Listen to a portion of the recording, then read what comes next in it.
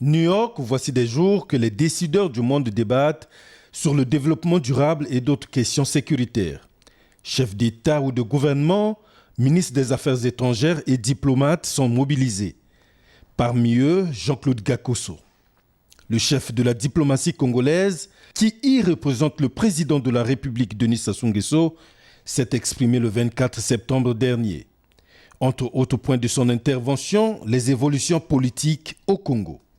Je ne saurais terminer mon propos sans évoquer les récentes évolutions institutionnelles que mon propre pays a connues à la suite du scrutin référendaire du 25 octobre 2015. Ce scrutin a permis l'adoption d'une nouvelle constitution plus adaptée aux exigences de l'état de droit dans son acception la plus communément partagée. Une constitution qui renforce le principe de séparation des pouvoirs. Une constitution qui consacre l'indépendance de la justice, abolit la peine de mort, parie sur la parité homme-femme, reconnaît les droits fondamentaux des peuples autochtones et pose les jalons d'une démocratie participative. Bref, autant d'innovations voulues par le peuple souverain lui-même, autant de challenges que nous avons aujourd'hui à relever et qui vont indubitablement améliorer la gouvernance politique, économique et sociale dans notre pays. En marge de l'Assemblée générale des Nations unies, le ministre des Affaires étrangères, de la coopération et des Congolais de l'étranger a eu d'importants échanges directs. Avec ses interlocuteurs, il a eu le même message, la volonté du gouvernement de maintenir la paix et la sécurité à l'intérieur du pays et dans la sous-région.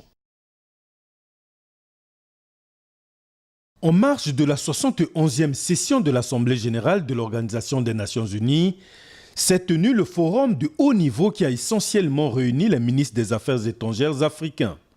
Le positionnement de l'Afrique au sein de l'ONU et d'autres instances multilatérales était au centre de cette réunion. Une Afrique, une voix, tel a été le thème qui a nourri les débats des diplomates. Objectif affiché étant d'asseoir des stratégies concertées et de parvenir à un point de vue partagé et accepté par tous. Un point de vue à défendre au sein des instances internationales. Rappelons pour ce faire la diplomatie environnementale déployée par le chef de l'État, Denis Sassou Nguesso en 2012, comme l'a souligné le ministre Jean-Claude Gakoso à New York.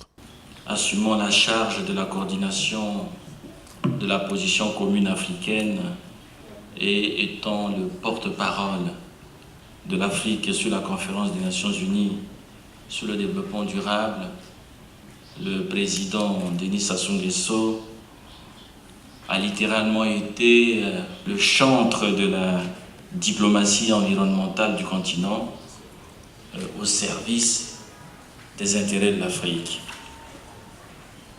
Grâce aux efforts collectifs et au dévouement de plusieurs acteurs, l'Afrique a pu parler d'une seule et même voix et se faire entendre tout au long des actes de négociation de Rio+20. Autres lieux, autres instances, mais la préoccupation reste la même, l'avenir de l'Afrique.